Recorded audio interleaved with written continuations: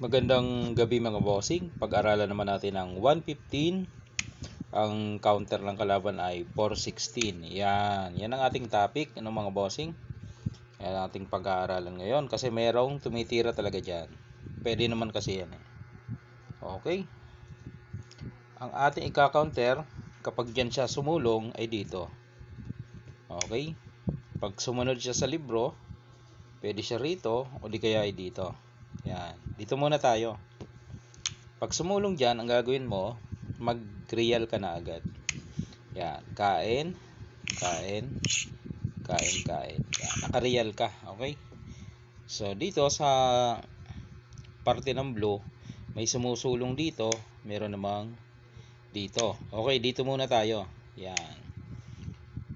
Pag sulong dyan, dito naman tayo mga bossing. Okay.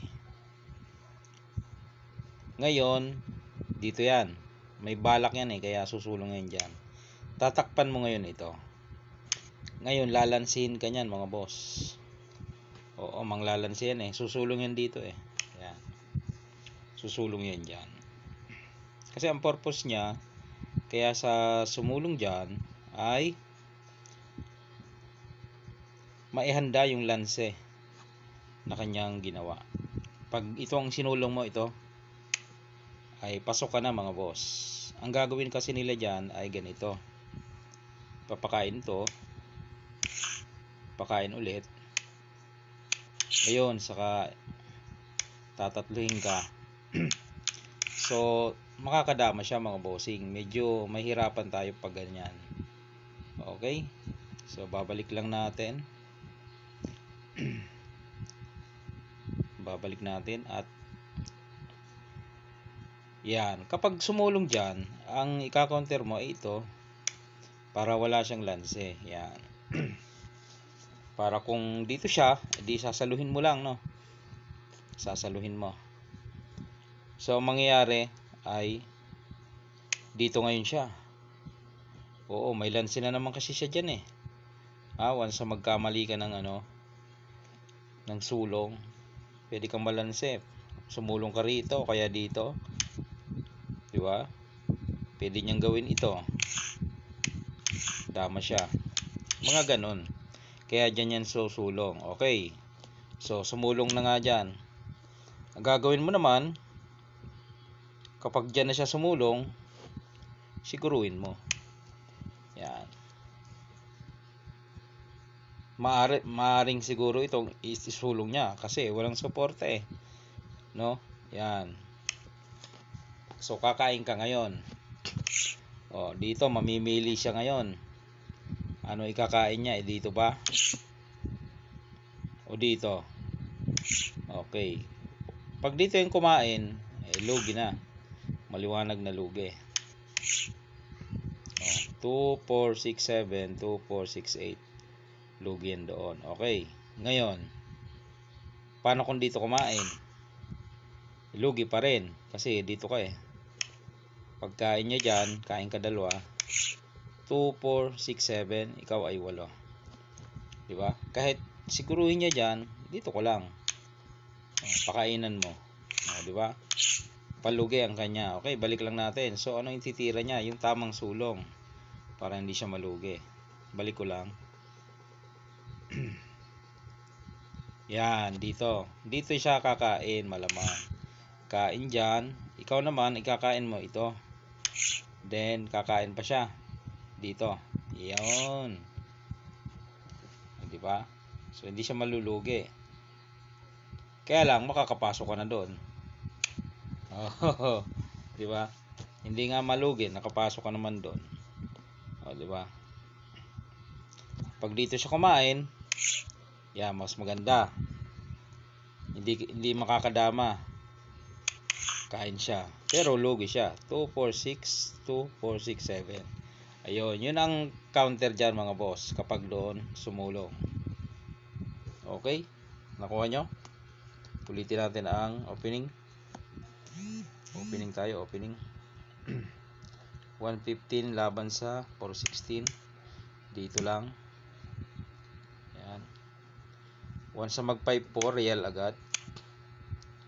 Yan. real. Okay.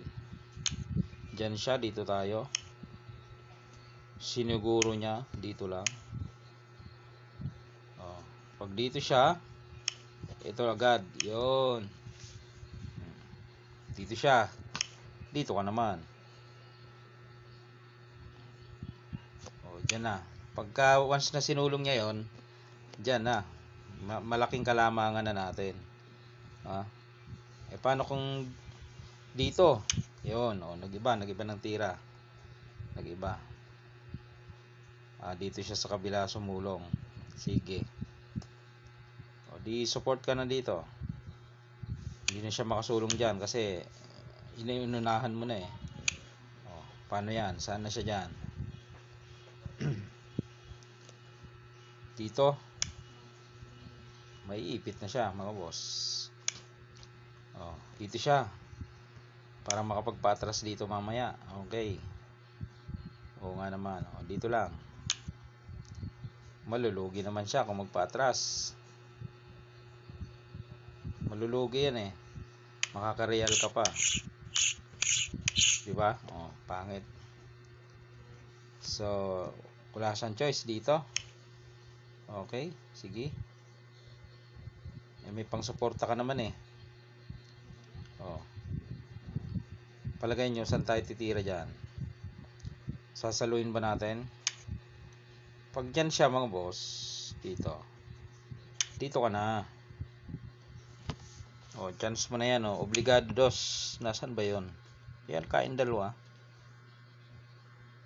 Yan o. O. Tapos, dito ka. Kakain pa siya eh. Yan. Pagkain niya, o, ikain mo to. Mabubutas. Kain siya. Yan o, dama ka. May baho pa. Yun, ang sekreto. Okay? O, puro kain mangyayari sa kanya. Kahit siya sa tumira, puro kain yan. Okay, nakuha nyo mga boss. Part 1 muna yan, no? Sa part 2, ito ang tatalakayin natin sa part 2. Yan. Sa part 2, yung dito naman. Okay, ito yung part 1 eh. Kung may comment sa ating sinulong, pwede na may comment. Babalikan natin. Pag-uusapan ulit natin. Sumulong dyan. Dito tayo. Siyempre may comment. Paano kung dito sumulong? Mga ganon. I-comment nyo. Babalikan natin. Alright. Yan yung mga example lamang, no? Ating binasa lang sa libro at idine-demo. Okay. Hindi tayo gumagawa ng katang isip. Siyempre binabasa natin sa libro. Then, dine-demonstrate. Okay mga bossing.